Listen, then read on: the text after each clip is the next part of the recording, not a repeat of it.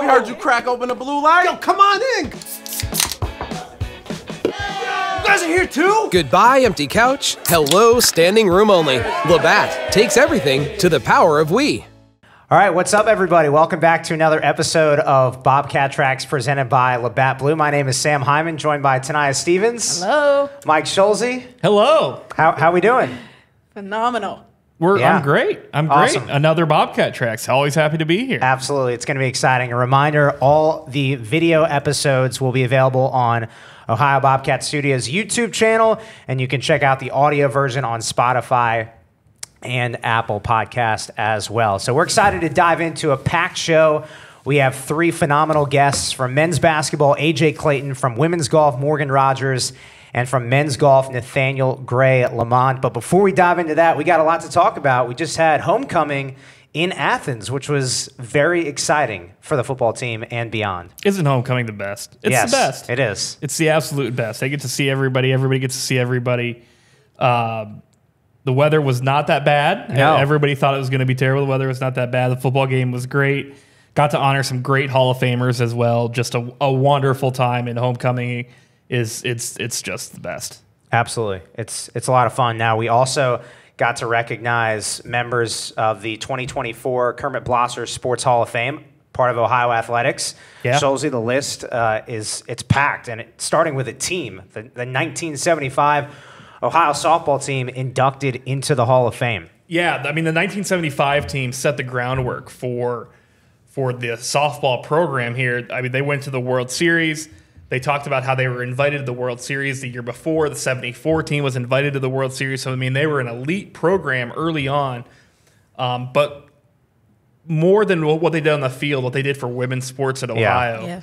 Yes. They truly, truly were pioneers, and we cannot thank them enough. And it was so great to have them with our current softball team. Now, that's a common occurrence. They know each other well. The 75 team comes back once every fall, once every spring. They would go to a game or two.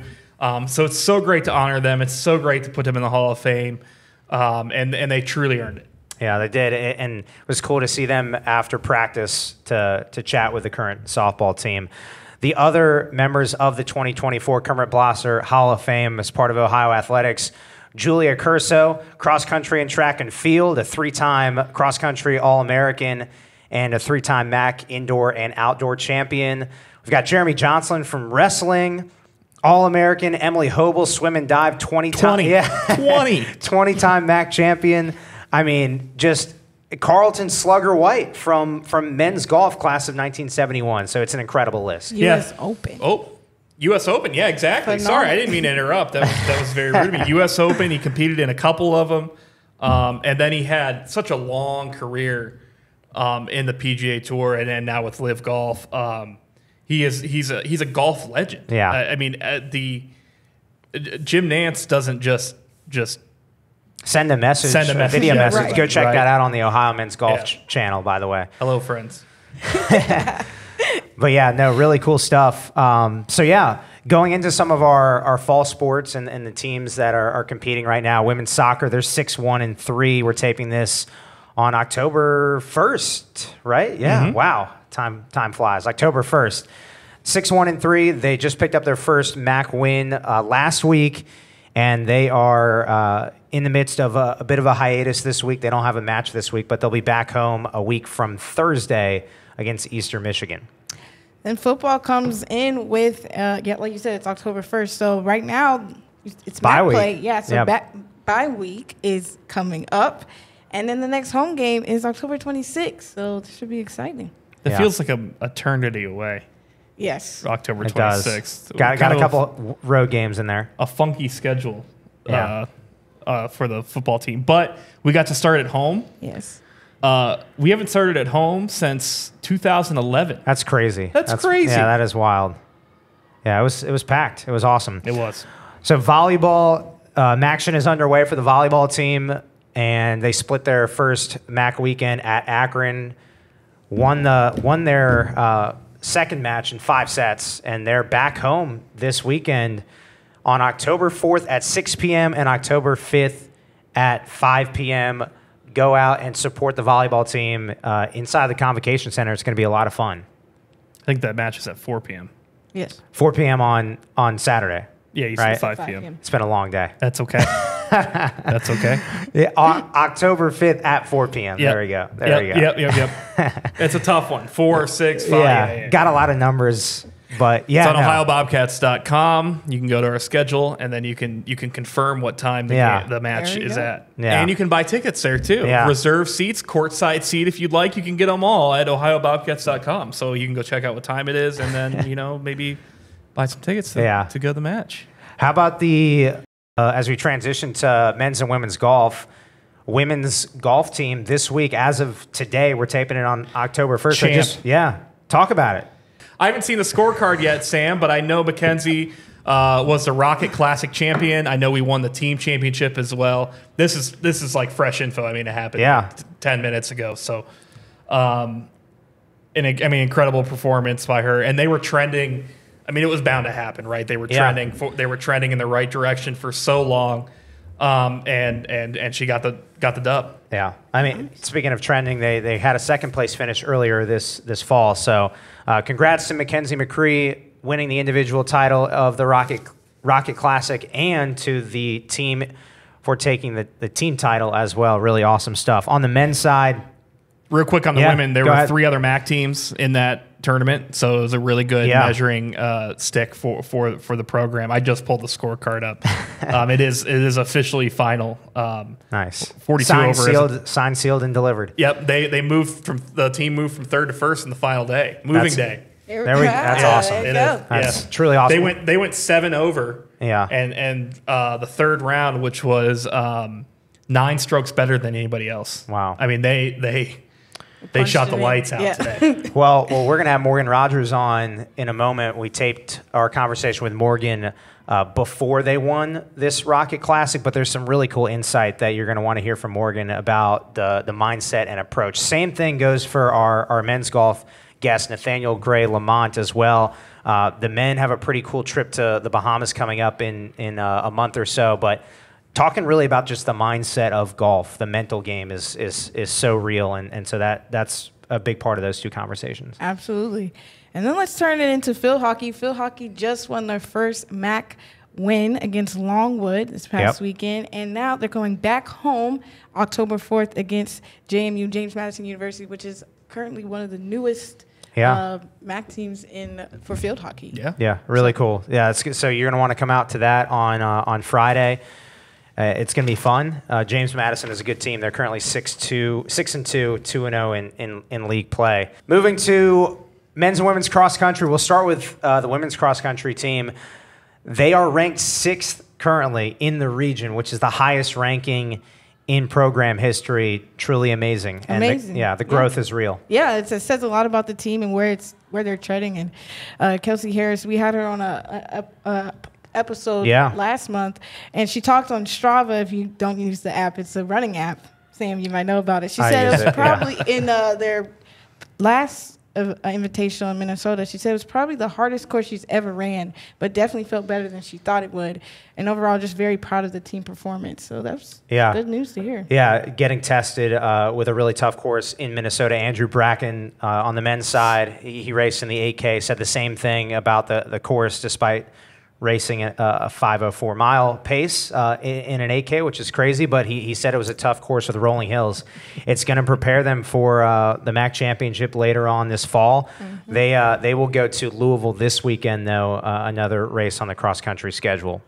T, is that fast? I don't even want to talk about 5:04 mile pace? It's you should, while you were giving your spiel, T had a look on her face like she just couldn't believe 5:04. It's impressive. It's impressive. It's crazy. It's pretty impressive. Winter sports, they are starting very soon. Very soon. In fact, a week from Friday, we have our first swim and dive meet at home, which is going to be super hype. So they're getting started. That's October 11th. Women's basketball starts November 4th, their first regular season game. Same with the men, November 4th on the road. And wrestling, November 1st. Yeah, can I do my ticket push for basketball? Yeah. Okay. Please do. Yes. Season tickets are on sale for women's basketball. We have courtside seats for the first time ever. They are going super, super fast. We have reserve seats as well. You can sit anywhere behind the bench in those 4 sections by the court. We've never sold reserve seats before, so you can guarantee your spot for every women's basketball game. We have men's basketball season tickets are also available. We have a variety that I will not go into. OhioBobcats.com/MBBTix for men's basketball tickets. OhioBobcats.com/WBBTix TIX for women's basketball tickets. I will be there at every game. Sam will be there at every game. T will be there every game. You should be there at every game. We'll see you there. Is that good? Mike Schulze on camera. I've never stared into a camera that long in my life, and I do not want to do it again. That was an unbelievable delivery, and you didn't even have a teleprompter. I did not have a teleprompter. Yeah, we should bust out the teleprompter next time. I'm convinced. Okay. You make me want to go buy some tickets. All right. Honestly. I don't. Yeah. But I. You know how to. Yeah. You know how to. You know how to. Yeah. You know how to. All right, so it's now time to get to our 3 guests, beginning with women's golf. Morgan Rodgers, super excited to hear that conversation. And yeah, let's roll it. All right, our first guest on Bobcat Tracks, presented by Labatt Blue. Let's welcome from women's golf, Morgan Rodgers. Welcome. Thank you so much for having me. I appreciate it. Yeah. How's everything been so far this semester? It's been great. Yeah, the team chemistry is awesome. So that's definitely contributed a lot to just everything that we're working on. Going back to your off season, tell people kind of what exactly your off season looked like. What did the team's off season look like, and how did you manage that? So I would say, like in terms of this summer, because that's kind of our only off season, we're fall and spring. So this summer was just practicing at home and getting more competitive experience in tournaments, you know, outside of school. So just kind of keeping that competitive edge, you know, outside of Athens, and kind of just continuing to work on, you know, our individual swings with our swing instructors. And, you know, everything like that, and just kind of maintaining what we had going from last spring. Does coach tell you to work on anything specifically during the off season, or is it more of like you figure out what you want to work on while you're away? So we have a program called Circles, and we put all of our stats from tournaments into that, and so it kind of generates insights for us of specific parts of our game we can work on. So that's a nice tool to have in the summer, and we can even input our stats from the summer tournaments in there. So that's kind of a nice tool that we have, and coach kind of helps like facilitate that as well.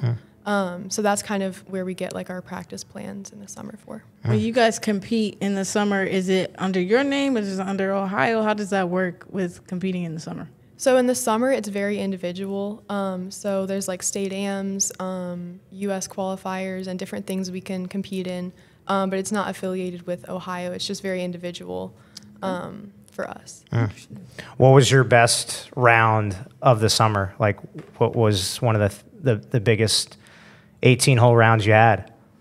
I would say I got to play at Belmont Hills in the women's state AM, like the Ohio AM. And that was fun because we got to do match play. So I love match play. I feel like that's really fun. But yeah, I enjoyed match play, so it was kind of a nice change from stroke play. So as you start this, you've already started the season, right? Right. The fall season's underway. I have written down a second place finish at the Brittany Kelly Classic as a team.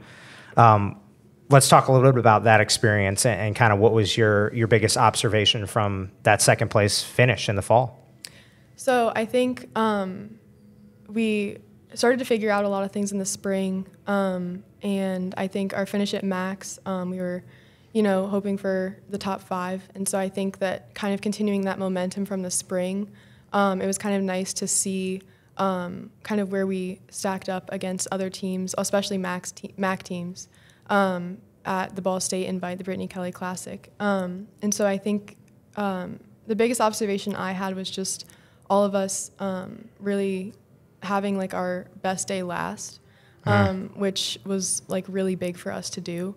And so I was just really proud of the way that we were able to start out the tournament pretty strong and kind of avoid that slow start. And so we were able to have a good first round, a better second round, and an even better third round. And so I think to kind of, it was nice for us to be able to finish out the tournament really well and finish out strong, because that's something that we really try to focus on, is finishing strong. And so I think just us trusting each other on the course, we all knew that we all have like our specific words during our round. So at the beginning of the tournament, we pick a specific word that we're going to focus on, or like a goal. And so I think all of us just being committed to our shots and being intentional with everything that we did, it was just nice to see that finally kind of like really pay off.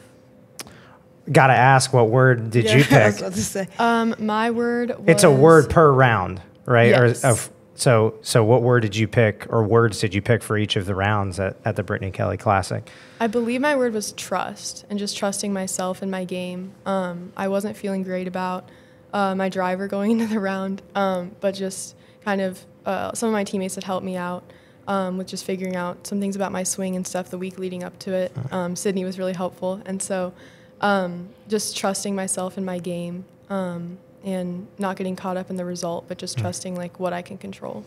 I think Sydney was the one who may have mentioned that one word thing when I spoke to her in the spring before Max. That's an awesome idea. It simplifies things. It's good because people always identify golf as such an individual sport. Yeah. Yes. To bring that to the forefront, that you have that team chemistry, that understanding of this is where we come together as a team, is having that, word is really cool. And it's nice because we kind of go through our books after the practice round, and then we'll each have our own word, and we'll tell the team and coach, like before we start playing, like what our word is. And then coach will sometimes, if we're struggling, she'll come up and be like, hey, remember, and she'll say our word. And kind of it's just a nice like reset of like, okay, this is like what we're here to do. Yeah.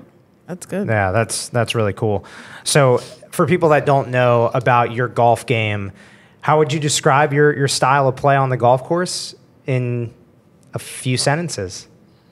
I would say, for me, I've always really enjoyed putting. So I've always loved to work on putting. And honestly, like, I love scrambling. I love like that challenge of like trying to get up and down if I miss a green. And so I would say my driver, I definitely need to work on a little bit. But me too, by the way. Really? I've got a lot of work to do with that, but probably not as much as you do. I mean, we all have things we need to work on. But I would say definitely just seeing things as a challenge on the course. I enjoy doing instead of seeing it as like, oh, like, I have to do this or I have to do this. It's like, oh, I get to give myself this opportunity. So I would say just trying to like stay present. And I also just love like short game and putting. So that's like kind of been like a lot of my focus the past 2 years, or past year, I guess. So we can turn to you to read you can read any green like it's nothing. It's easy. Not easy, but I just see it as like a challenge. Like I enjoy it. Nice. Speaking of trying to figure out what's best for your game and stuff like that, the indoor facility, how has that been, being able to have that access, and what can you tell me about it? 2 indoor, you got the putting and the golf simulator now up and going. So last year, my freshman year, we had the putting room, which was really nice. And we would go in there, especially a lot in the winter. And that was just really nice to have to work on short game.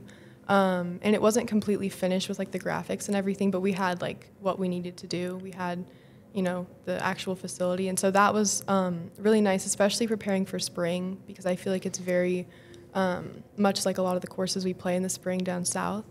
So that was really great to have last year. And this year we have that as well as the simulators. And I think the simulators have honestly had a pretty big impact on the team already in the first 2 tournaments, because we're able to go in there anytime. Yesterday we were in there for small groups when it was raining. And so not only to have that in the winter this year, but also to have it during season and to be able to have like the stats and the feedback that we don't get from going to the range. I think it's important to go to the range and, work on your swing and everything, but it's also nice to have the stats to kind of give you like that immediate feedback of, okay, well, how can I change this next shot? And there's a lot of like games and activities you can do. You can play courses, and I just think it's helped to make us more competitive and give us that edge. All right. Yeah, it's fascinating. I've been in there, and it's unbelievable. The fact that you can literally set wind, right? That's insane. Yeah. Wow. Like you can set 10-mile-per-hour winds and feel what the ball is going to do off 10. Like that's crazy. Yeah. What's the coolest thing that you've experienced from the simulator? I would say where you've been like, wow, this is nuts. I think there's this one feature where you can set like a specific distance, so like 140 to like 160, and it'll give you different like shots into greens. And so it'll like change the shape of the green, it'll change the distance like based on that yardage that you pick. And it'll just give you practice with different approach shots. So I think like just changing to like adapting to different holes, because that's what you have to do on the course. And so I think like having that ability to practice like your adaptability to what the course throws at you, I think that's just something really cool. So tell everybody about the direction this program is headed. You're young, you're still a sophomore, but there's a ton of energy around the program, having just hosted Max. Yeah. And there are a lot of young golfers on this team. So where do you see the program right now and its direction? I would say I think our team chemistry is the biggest thing right now. I think this year we did like a team building activity in Cincinnati for qualifying, and I think that was just really great in getting the two new freshmen, Allie and Saylor, involved and kind of bringing them into like our culture and kind of like what we want from this program. And so I think everyone has a very similar mindset and similar goals, and I think that like this year we'll really be able to capitalize on that. Last year was pretty solid, and I think it's just going to be nice to be able to continue that into this year. And I think that all of us are just really like excited about golf, and I think that that's like so important to have on a team, is like everyone's just excited for the success of the team and the success of like the teammates, like everyone. I mean, at Max, best team finish since 2017, which is awesome. I mean, that on paper shows the direction the program is headed, but it's nice to hear from you talking about the culture. Like that's a big deal. Tanaya, you've been on teams, like culture is everything. Absolutely. I was going to say that gives that, that accolade of being the best since 2017. That gives that little light, that lit fire to do better. So that's exciting to hear. Yeah. So I mentioned Max. It was at Pinnacle Golf Club. We were there. It's also at Pinnacle Golf Club in 2025, which is right, Jordan? Isn't it? Pinnacle Golf Club 2025. News. Yeah. To Morgan. Yeah. I didn't know that. Yeah. So like that's going to be. It's not obviously hosted by Ohio. The men's golf. The men's golf is Men's okay. golf is being hosted. Where's the women's? YBG. Women's is in Muncie, hosted by Muncie. Ah, okay. Dang. Okay. That's where the switcheroo is. So you'll be able to. Yeah, because you I was will like, be I able thought to it tell. was in Indiana, but Yeah, you'll be able to tell the men's golf team some tips about Pinnacle that's Golf true. Club. That's so very there we true. go. Yeah. What's the best piece of advice you'd give the men's golf team about the course? Other than it's a hard course. I would say try and capitalize on the par fives, because I think that the par threes are tougher. We played the par fours a bit longer, so I think like if you can, gain some strokes back on the par fives, that would be helpful. Nice. Morgan, we're going to flip it. What got you into being a golfer? So for me, both of my parents didn't really play, and no one in my family did either. So I just started doing little camps at like this local par 3 course, and I just really liked it. And then I kind of stuck with it, and then I started lessons when I was about 10. But it was kind of like non-traditional. Like I didn't really have a family member that got me into it. Were you as a different athlete before you just got into golf? Or did you play any other sports before golfing? Not like seriously. I just played just like rec leagues and stuff like that. But golf was kind of like the one that I really liked and stuck with. So how was high school? How was with golfing and with your high school program? I loved my high school program. I loved my coach. He got me really like interested in golf more seriously. He would have these things called chip and putts. Yeah, I remember that. You told me about that. Yeah, and he would really just get like, since elementary school, he would get the younger girls involved with golf and kind of get them excited about it, and kind of like he kind of built our program from when we were younger. And so a lot of my friends, we all were on the middle school team together, and we all played on the high school team together. So you know about that team chemistry instantly. Yes. Yeah. And it makes like a huge difference. And I think that that's something that is like really great that we had last year and we have this year as well. And it definitely makes a difference in just like every aspect of the team and competing and everything. Where do you feel like the game of golf has grown the most from when you started to now? Like things that you've seen and noticed as far as like growth in the sport, or what needs to happen to grow the game even more? Just in a general sense. Yeah. I would say just getting more kids involved in the game. I think that that's where the game kind of needs to go, is just getting more kids involved in, summer tournaments and just playing golf. We have this thing back home. A lot of courses in the area have it called Youth on Course, where you can play any course for $5, 9 holes if you're under 18. And so I had that when I was younger, and all my friends in the middle school team, we all had that. And so I think like just getting more kids involved and excited about the game is kind of like the best way to grow the game, in my opinion. Love that. Yeah. Love that. Couple last final questions for you. Some one quick hitters. You ready? Yeah, it's going to be easy, super fun. Do you have a favorite golfer right now, or up for debate? I've always liked Victor Hovland. Okay. He just seems like he has a good mentality in the course. He seems funny too. Gets too. upset. Yeah.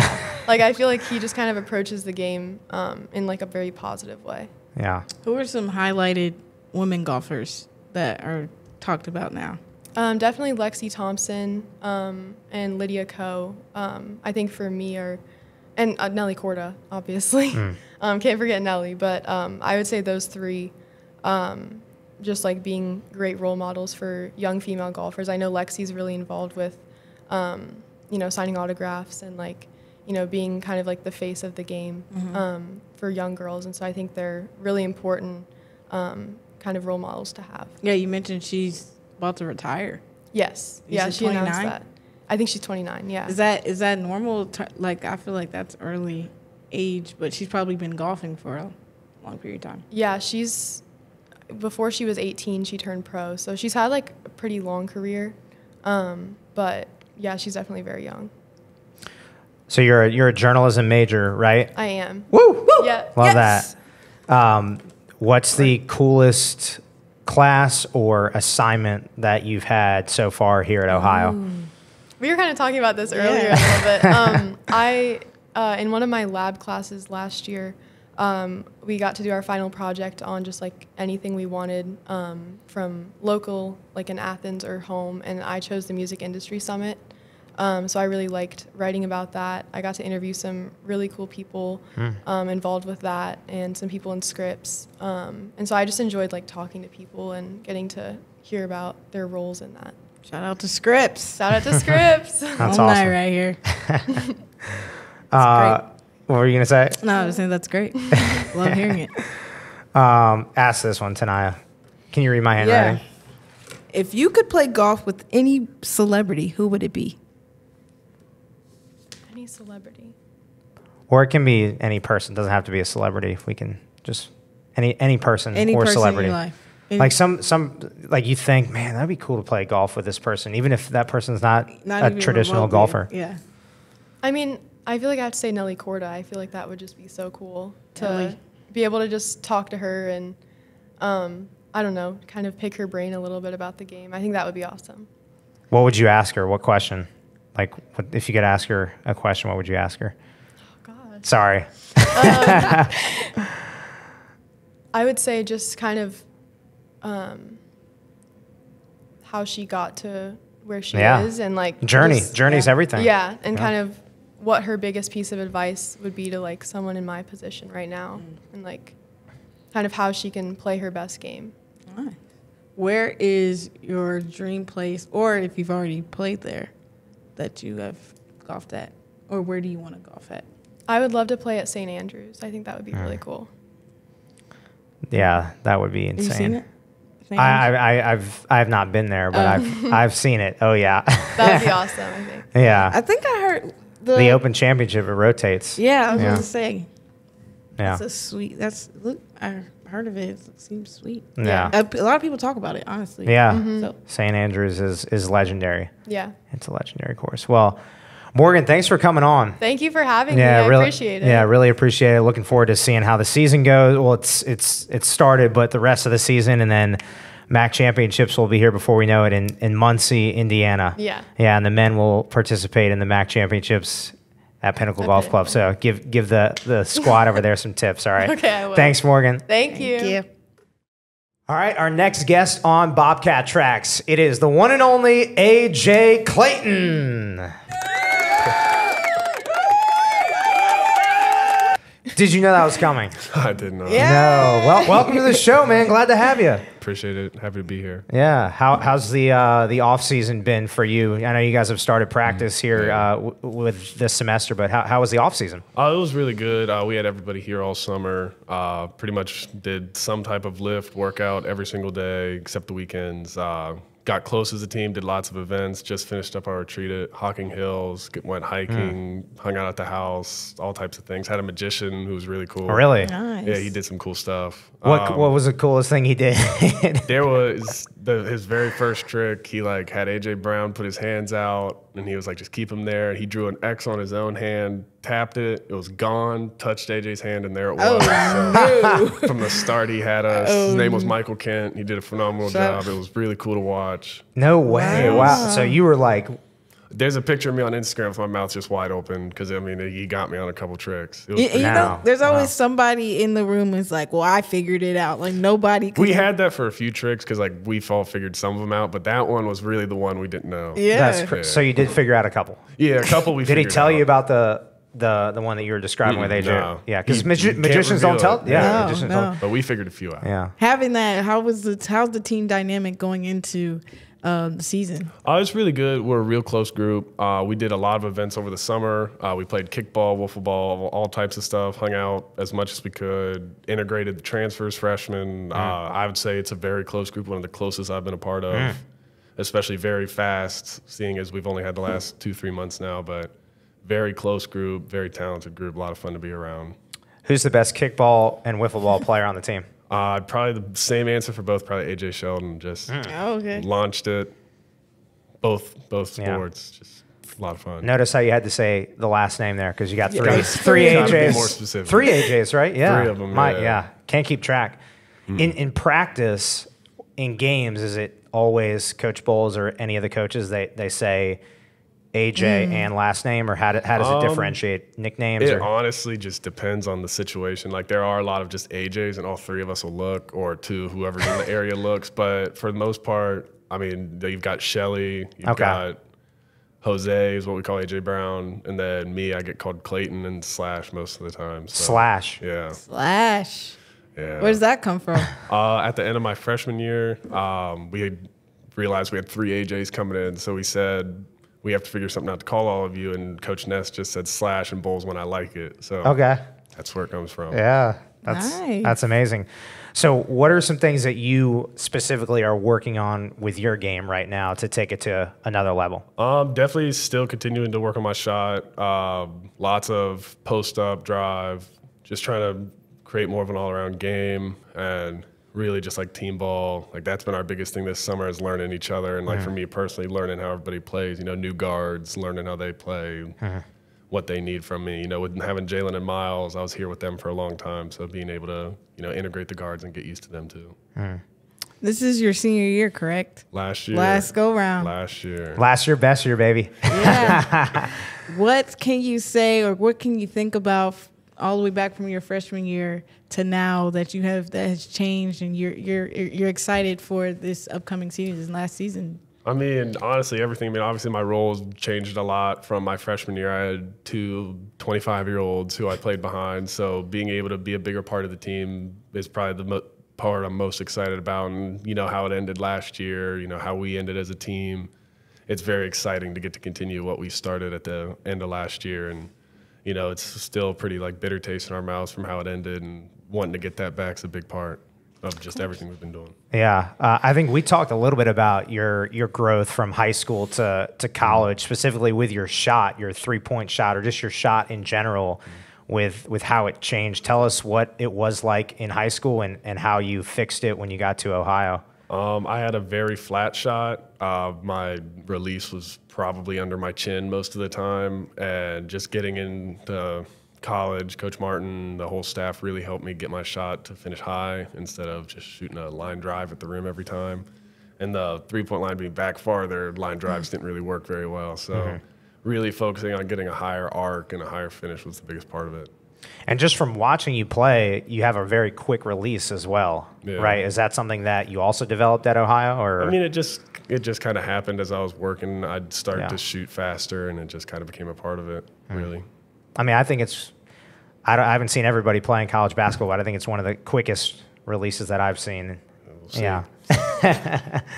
Letting it fly. Coach Martin also, you told me, has like video of you shooting really early in your career at Ohio. It's about true? a week and a half after I got here, something like that. It's within the first 2 weeks I was here. And, I mean, I saw it the other day just when I was going through deleting a bunch of stuff. And you didn't delete that, right? It's too funny not to. I didn't have a beard. I was way skinnier. And just my shot was just straight. Yeah. Wow. I mean, it shows that it's probably a good reminder that you've grown so much in your time here, right? Yeah. Yeah, that's amazing. Having Coach Martin and Coach Bowles, how's it being underneath such like great coaching staff? They're talked about all the time. I mean, it's true. Like everybody says, like Coach Bowles is really a player's coach, a people person. Like a lot of people don't believe he's the way it seems, but that's truly just who he is. He's a fun, very positive person to be around. I mean, I've loved every second of being able to play under this staff. I mean, the whole staff, I mean, we all have relationships with all of them outside of basketball. Like whether that's they come into the locker room and just join our talks and put in their opinions. And they're just a lot of fun to be around, and they are very relatable people. They're actually treat us like humans too, so it's very nice. That's the one thing that people fail to forget is that at the end of the day, student athletes were humans. And, you know, you do so much as an athlete for your school and for yourself, but having a coaching staff that is able to decipher like, oh, they're an athlete, but also they got things outside of being an athlete that, you know, make them. Is really good, but I always hear about that with Coach Bowles, that he, you know, understands to balance that. I love what he said about, like, I guess it sticks with me when he told me, love what you do, love who you're doing it with, and love where you're doing it. I don't know if it's that, it might be a different order, but those are the three things that he says, and that's just, I mean, and you can check the box for each one of those. Oh, yeah. Right? Love everything about it. Yeah. Really cool. So, basketball, is it your first love? How did this start? When did you get into basketball? I've started playing in 3rd grade. Wasn't very good for a while, obviously, when you start anything new. But kind of in middle school, I was always taller, so basketball was kind of natural for me, just height-wise. But in middle school, I got pretty good at it. Grew a lot. At the start of 6th grade, I was 5'10". At the end of 8th grade, I was 6'7". So that really helped, too, going into high school being tall. But started playing AAU in 8th grade and made a name for myself in the state of Ohio, and that really kind of just took it off from there. Did you have any other sports that you loved growing up, or is it just strictly basketball? Strictly I played football in like 3rd, 4th, and 5th grade and 6th grade. Then after that, I just played basketball. Any like family, friend influences why you really played, or just like? My dad coached basketball, and my dad played basketball at Muskingum.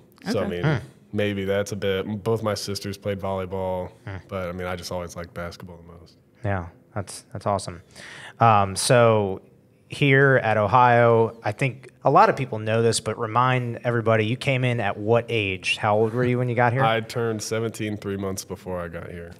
Yeah, so you were super young. That's very unique.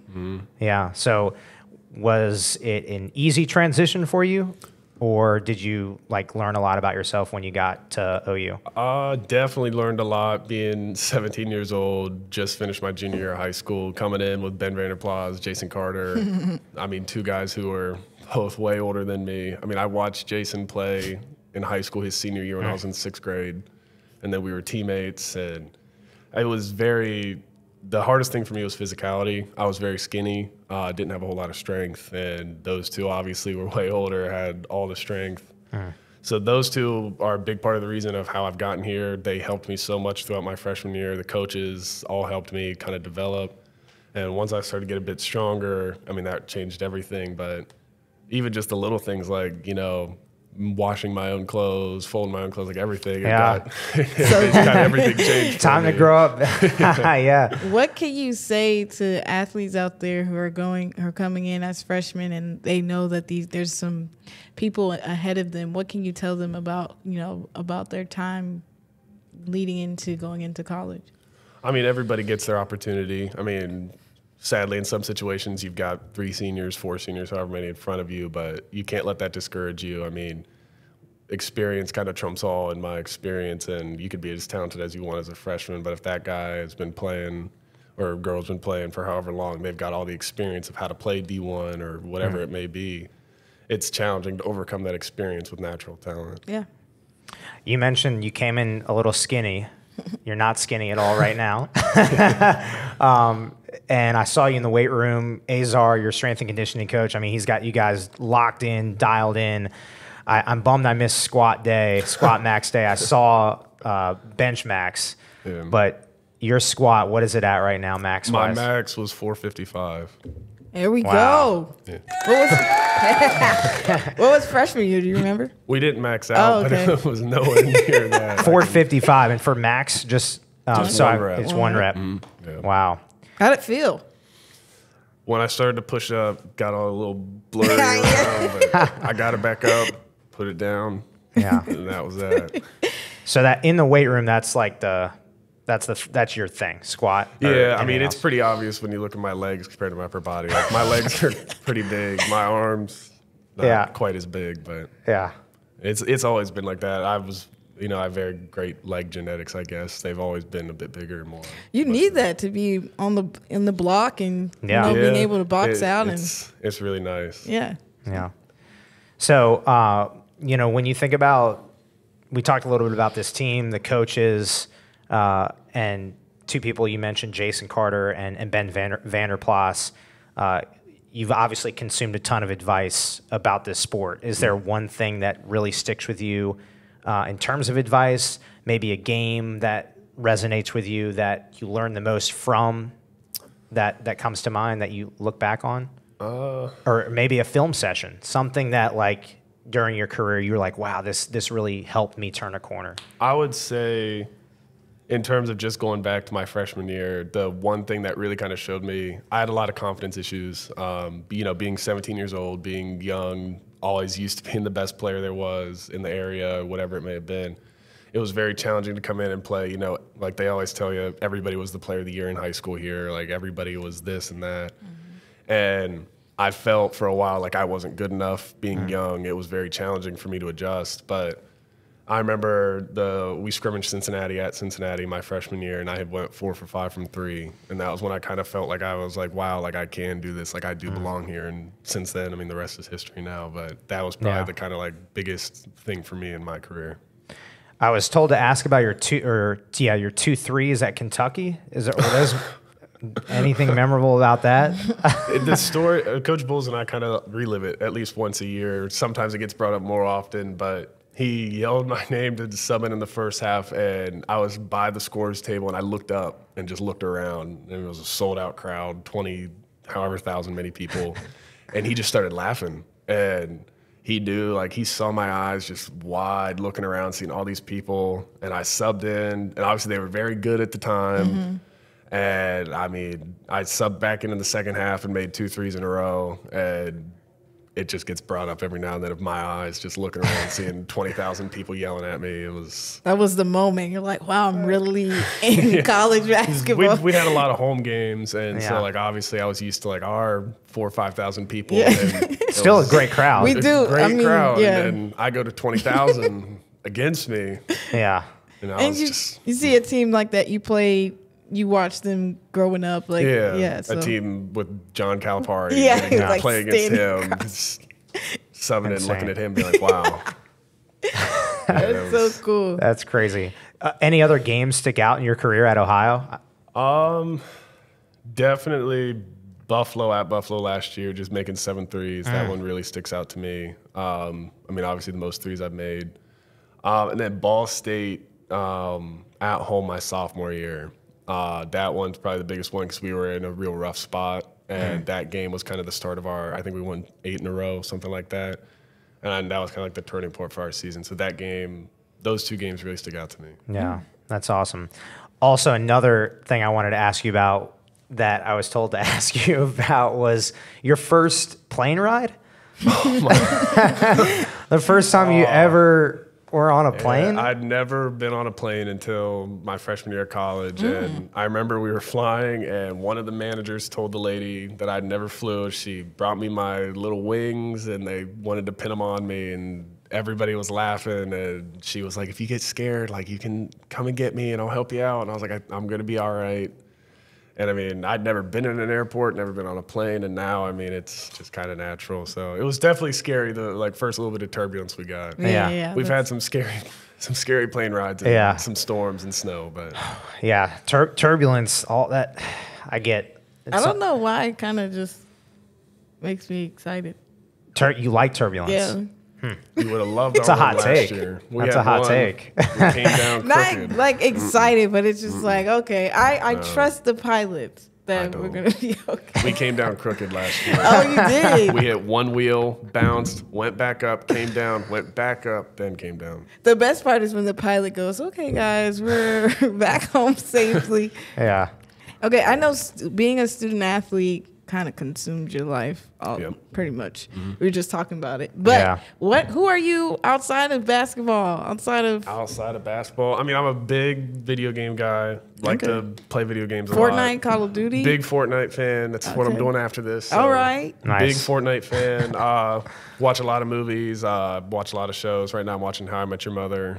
Just finished Game of Thrones. Movie. 2 polar opposite shows, but wow. Yeah. Rom-com, what type of guy? I'm a big fan of rom-coms. Really like those. Been watching a lot of scary movies and thrillers with AJ. We're roommates. So Which AJ? Brown. Okay. So that's kind of been our thing. We invite a couple people over. Liz comes. One of our managers and his roommate come. We have a good time with that. We just watched Creep and Creep 2. So interesting. Yeah, they were. You're preparing for Halloween. Yeah. You and AJ Brown have a Halloween costume in mind already, or? I think he's got his. Me and Liz are gonna do something together. I think. He's gotta do the boyfriend. That's true. Shout out to Liz. Yeah. Shout out to Ohio Liz. volleyball. Yeah. So we've got some plans. I think we're finalizing those up. Okay. AJ, I think he's being a South Park character. So see how that goes. What's it like living with AJ? AJ's a funny guy. AJ Brown. Gotta clarify. He's one of a kind. I mean, me and him have been really close. We were roommates when he got here his freshman year. We've formed a very close bond. We're very close with each other, and I mean, it's a lot of fun living together. Play Fortnite together. We do a lot outside of basketball. I mean, we live together, so I mean, kind of the first people we see. So nice. We do a lot. We have a good time. That's awesome. Always smiling, always happy. He really is always smiling. He is. He's very happy just doing anything. It's Great guy. It is. It's the AJ Brown smile. Yeah. That's awesome. All right, before we go, just a couple of other quick ones.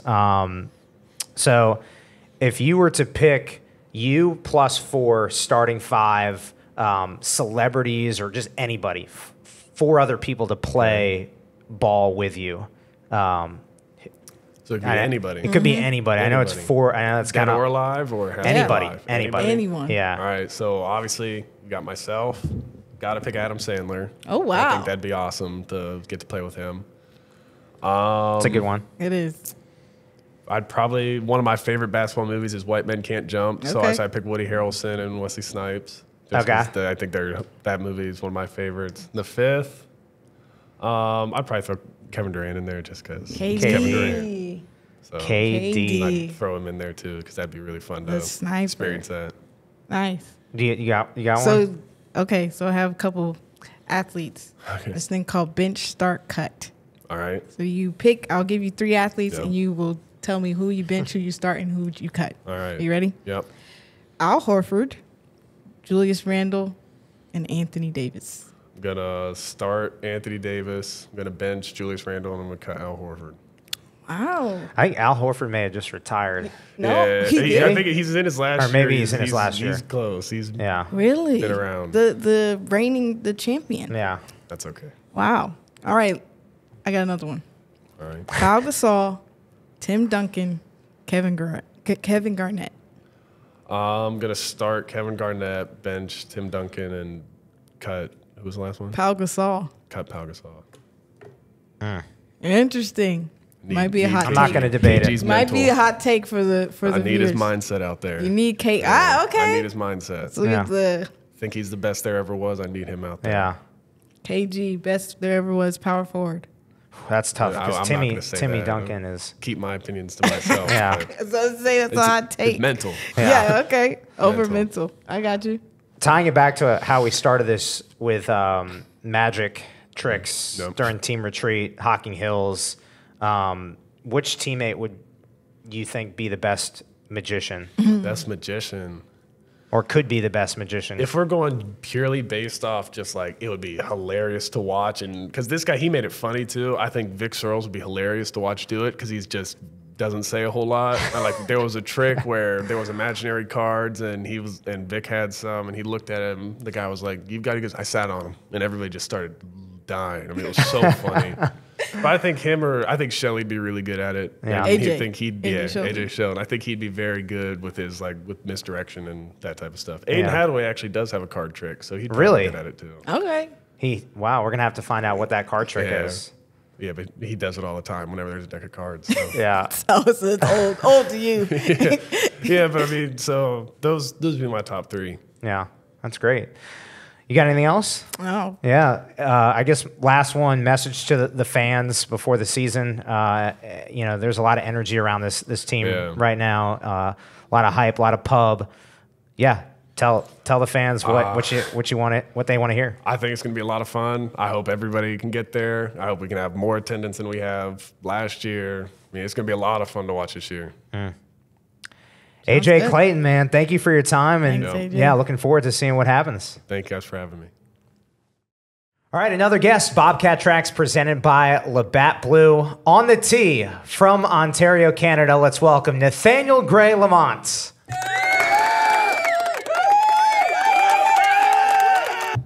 You ready to play? Yeah, let's 18 holes.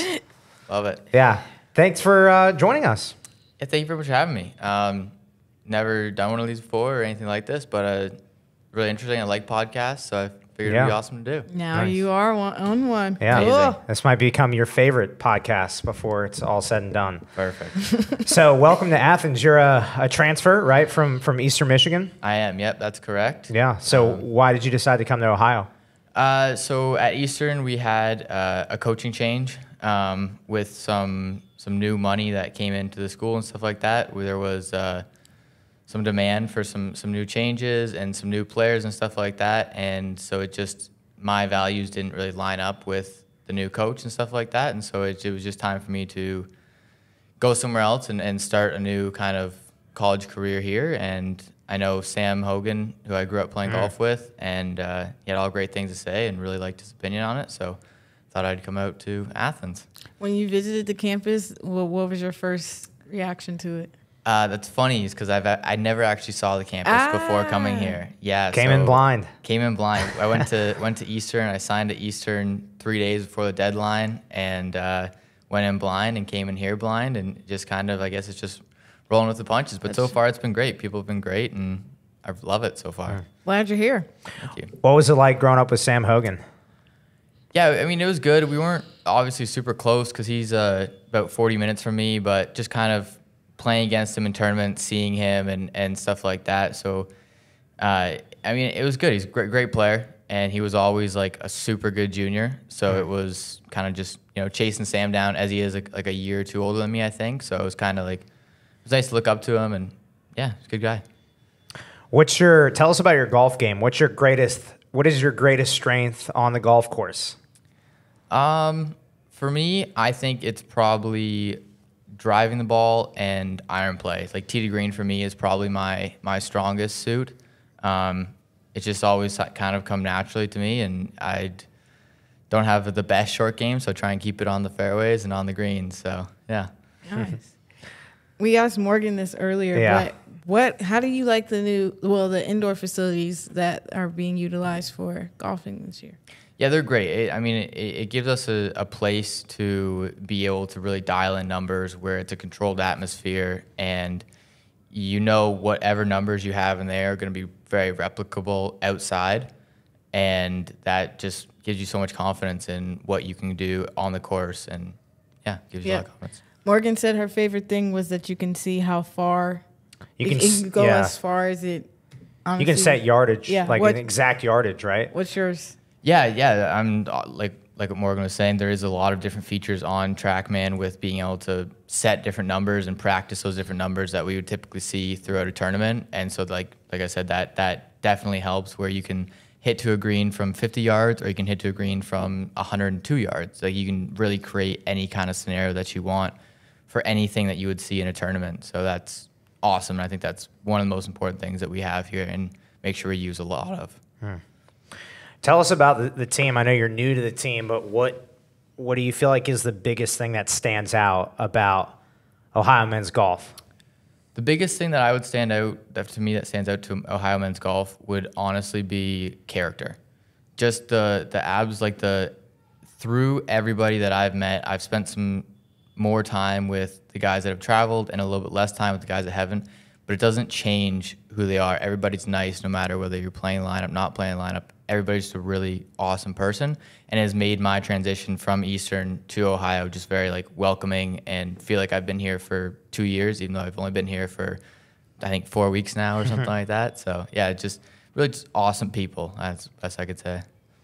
When you think about your golf career, I guess let's go back to the beginning of your golf career. So you grew up in Canada. Yep. Near Toronto, right? Yeah, so I grew up in a town called Guelph. It's about 50 minutes outside Toronto, depending on traffic, maybe an hour 10, hour 20 if traffic's bad, but just a smaller town outside of Toronto, yeah. Yeah, so what drew you to the beautiful game of golf, which can be very mental at times and frustrating? Yeah, absolutely. Well, my grandfather, who was my biggest inspiration with golf, is he lived on a golf course called Cutting Club, and I would spend my weekends with my grandpa, so walk outside of his house, and there was a golf course, and as soon as I was 2.5, he put a little golf club in my hand and spent a lot of time with him, and I'd hit the ball, we'd hit pine cones from his front lawn onto the golf course, and I guess just being around it kind of just put me into it, and started with playing in the bunkers with rakes and whatever, and to trying to hit the ball out of the bunker, so that's kind of started.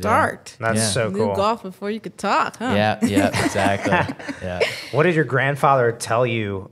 What resonates the most when you think about that early stage of your life with kind of the knowledge that he tried to or did pass along to you? Yeah, I think something that my grandfather really taught me was that being able to enjoy the game is probably the most important thing. So for me, my game started where just being on the golf course, if I wasn't hitting shots or anything like that, practicing when I was that young, obviously I'm not going to, it was just about just enjoying time out there with my grandfather and stuff like that.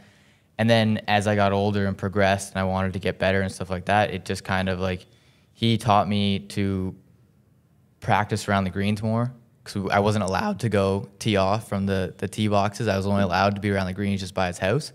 So it really allowed me to, I feel develop a good feel around the greens and then work my way backwards, as opposed to now I find with a lot of juniors, they're chasing speed and stuff like that. So I kind of learned it the opposite, and I feel that kind of helped me develop my game to where it is now. A different outlook on golfing. Exactly, kind of the exact opposite of what you would typically see, but it seems to be working, so yeah.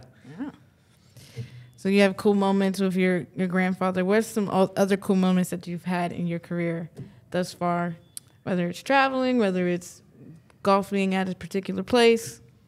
Yeah, I think good memories for me don't really come from victories or stuff like that. It's more so just there's special moments that I've had throughout a round. This past summer at the Canadian Am, I shot my first course record in a tournament. So I shot the course record at the Canadian Am, and it was really cool, not so much because of the score or anything, that just the feeling on the course and just how happy and kind of like freeing it was just to be able to just go out and hit any shot you wanted. Like anything you could think of in your head, just boom, there you go, done. And so it was just fun just to enjoy that moment and kind of, just enjoy it. I like that. What leads to a great day on the golf course? Like your preparation. Take us inside the mind of Nathanial Gray Lamont, your preparation, and what can lead to a day where you're literally pulling out golf clubs and hitting exactly what you want, yardages you want, the whole bit. Yeah, I think a lot of it for me is preparation, and like using the TrackMans like we have inside and stuff like that. I'm very numbers type person, and so just seeing those numbers that I know work and like knowing how far I hit each club, what my 3 different shots are and stuff like that. And so that allows me to go out on the course and just be like, just have so much confidence in myself and not have to like second guess myself on the course. And that kind of frees you up into the point where you can hit different shots, you can hit cuts, you can hit draws, you can hit kind of whatever you want just because you know that you've done it 1,000 times and just do it over again. It's just like you're inside, just like you're at the range. It's all the same. I feel like golf is you said it earlier, a very mental game. What do you do to calm those nerves, or what, like we said, get inside your head type of thing during while you're playing? Yeah, I mean the biggest thing is in golf is mental, 100%. Right. The 6 inches between your ears is the biggest opposition that you'll face in your golf career. And for some people, nerves are good and it helps them focus. And for someone like me, nerves are something that I'm learning to accept. But just being able to do something over and over and over again kind of helps relieve those nerves. Like my first tournament, I remember I was leading after 13 holes and I snap hooked 2 shots into the woods because I got nervous. And that was the first time I had ever really felt nervous because my other sports didn't really have that same nerves where it was all up to you. You're in control of everything. Exactly. And so I think something that my grandfather and my dad both taught me were that doing something over and over again allows you to adapt to it. So playing tournaments like a bunch of times and having bad results allowed me to learn that like, okay, if I'm nervous, it's a bad result, but then I would have a good one, I was still nervous. So it's just kind of learning that like doing something over and over time, you just become more comfortable with it for sure. But yeah. I like it. Repetition. I want to hammer that again. Like, so driving range, take me through do you have a set number of times you hit a certain club, or does it vary up each time you're out there? Like, let's say with practice, like you're not going to play 18 the same day. Like practice, do you have a set number of times you hit on the driving range, or maybe when you're on the course, you probably can have a chance to hit the same shot on hole 1 multiple times? Like, what does that all look like? Yeah, so for me, I mean, I try and lay my practice out into different kind of blocks. So I'll have like certain drills that I will do for X amount of time, depending on how long I have. Like if I'm in the simulator in between classes and I only have 3 hours, 2 hours, something like that, then I'll kind of work more on mechanics. So whatever me and my coach are trying to achieve in the swing, whether that be like adding more flexion in the wrist, adding shallower, steeper, whatever that is for me to feel like I'm striking the ball well. But then after that, something I'm working on with a mental coach is actually being more creative on the course and in practice.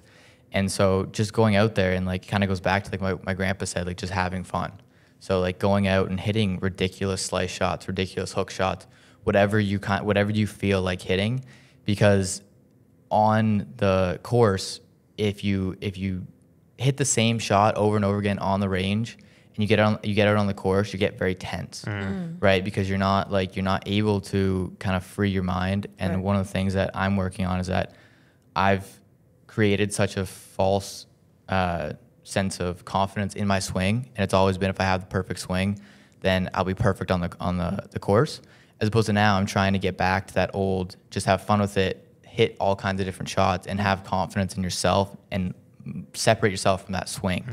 So for me right now, it's a little bit mechanics and then just really just having fun. Like just hit every shot I can. Anything I can think of, try and hit that shot and play games with the guys and just, yeah, I mean, like you want to be laughing. You really want to be laughing when you're out there on the range and like, how the heck did you hit that shot? And it's like, I don't know, try it again, right? So you touched on your coaches, and one of the reasons why you came to Ohio was the value of coaches was different than what you stood for. How is the coaching now at Ohio, and what can you say about coming in as a or as a transfer with this new coach in this program for you? Yeah, the coaching change was definitely a big factor for me for coming here.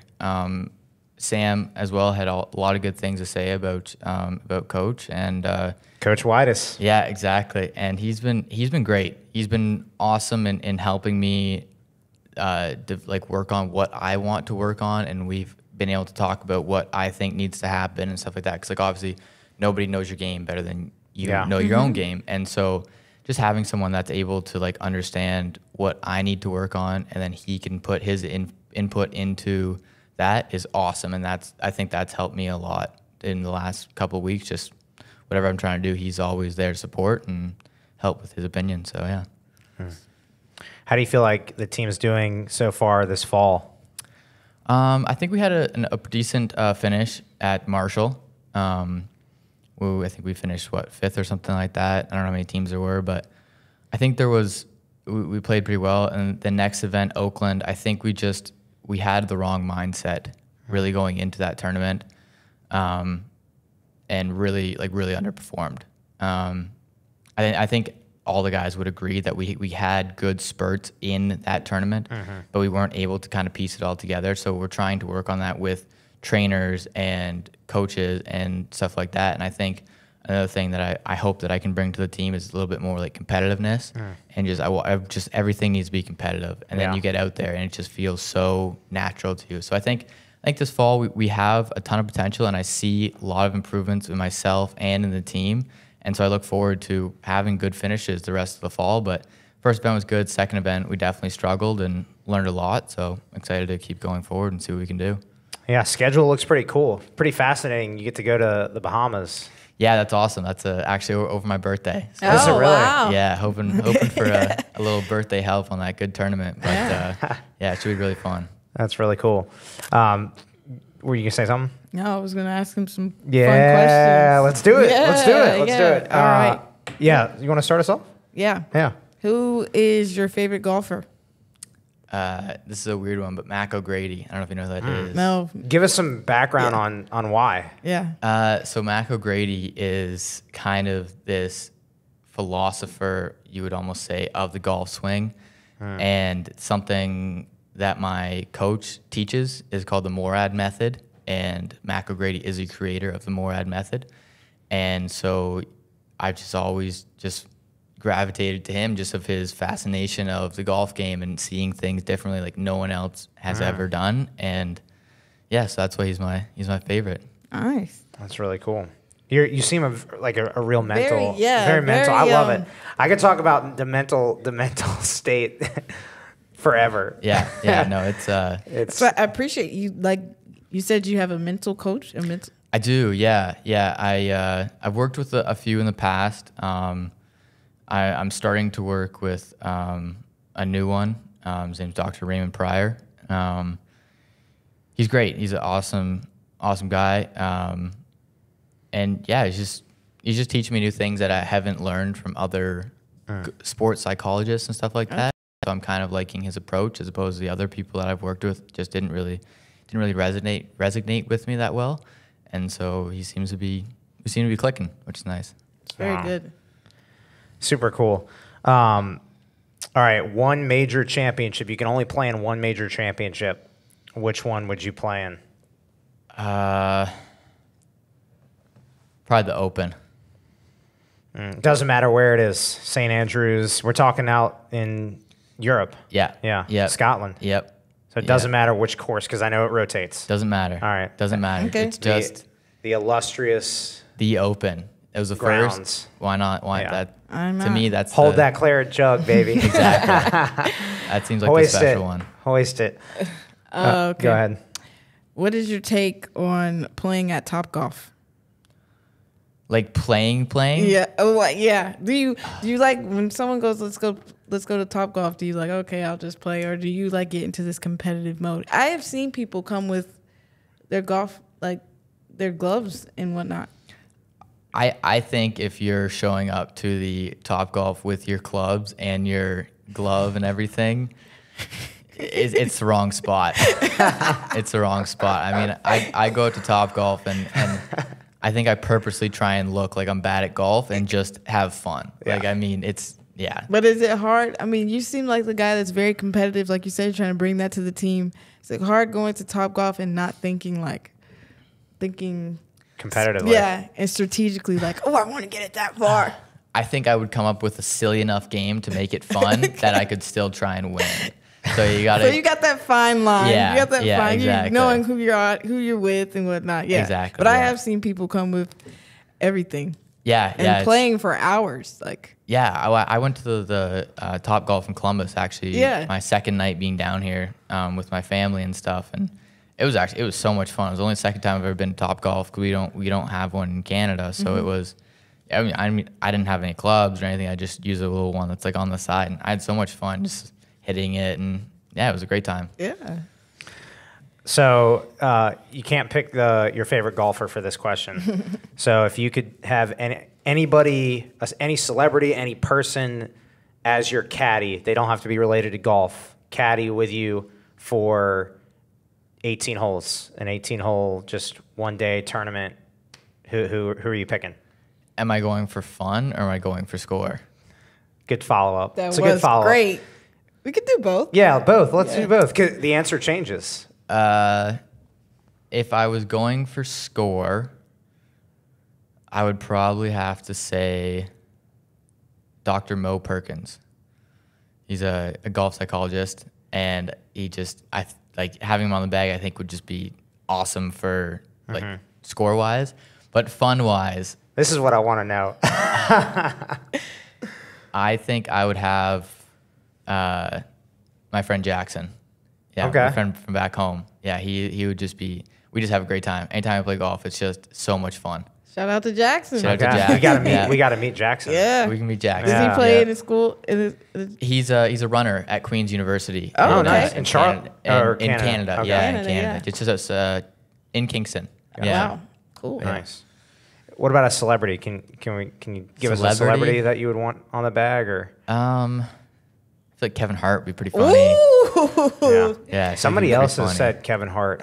Somebody else at Ohio mentioned Kevin Hart. That's fun. Yeah. Yeah, I feel like he'd be pretty funny. Or Dave Chappelle. Like, he'd be really funny too. A little controversial, but he'd be funny. They get you like off your mental. Exactly. Just say some funny You're stuff. just laughing the entire time. Yeah. So I know we did. Do you have any other quick hitters? I wanted to ask one more thing about the mental. Quick hit. No. You're good. So I know we talked a lot about the mental game, mental state, everything like that. Is there one thing that you really have learned about yourself through going in depth on your mental game and state? Yeah, I think the biggest thing that I've learned is just how important like your process is, and that determines how you feel over the ball.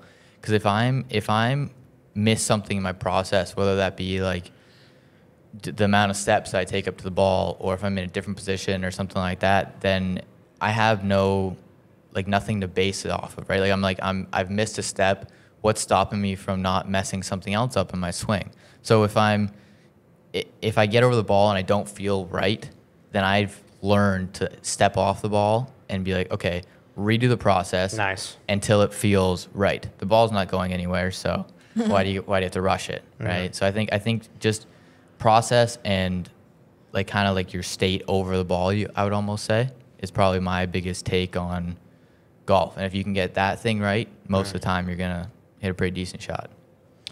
That was great. Decent shot, craziest shot. How about craziest shot you've ever hit before we get you on out of here? Craziest shot I've ever hit is probably I may have made an albatross in Michigan. So it was at Prestwick Village. It was on hole 10. I think it's 550 par 5. Goes up the hill, hit a good drive, just right side of the fairway, was playing with my friend Logan, my old teammate, and I hit a 4-iron, and I swung as hard as I could, and I mean as hard as I could. I hit it. It was cold out. I would just jump back in the cart, and he looks over at me, and he goes, "I think that went in." And I was like, "What?" And he's a very, like, monotone person. He's like, "I think that went in." He's like, "Nice." He gave me a fist bump, and I was like, "What do you mean? I made an albatross. It's awesome." So I think that was probably my. So you went up to the hole, and, I went up to the hole. It was you in. Still didn't believe it, or I didn't believe it until I got up there. I when really you got didn't up believe it. when you got up there and didn't see the ball on the green, did you think that it was in the hole, or you thought it was off the green? I checked over the back first. Yeah. Like, so you really didn't know. Yeah. Well, I've never seen one before, so I was. Oh, wow. Yeah, I was interested. I was like, "There's no way it went in," and thanks, little known it did. So it was awesome. Unreal. Nathanial, thanks for coming on. Seriously, really appreciate it. Great stuff. Welcome to Athens. I know you already have the season and school year underway, but appreciate your time, man. Thank you. Thank you very much for having me. Really appreciate it. All right, that's a wrap. We want to thank everybody for tuning in, whether you watched on YouTube or joined us on our audio platform, Spotify, Apple, wherever you get your podcast. Make sure you leave us a 5-star review on Apple and Spotify, and subscribe to Ohio Bobcat Studios on YouTube. Thanks for watching. We heard you crack open the blue light. Yo, come on in. You guys are here too? Goodbye, empty couch. Hello, standing room only. Labatt takes everything to the power of we.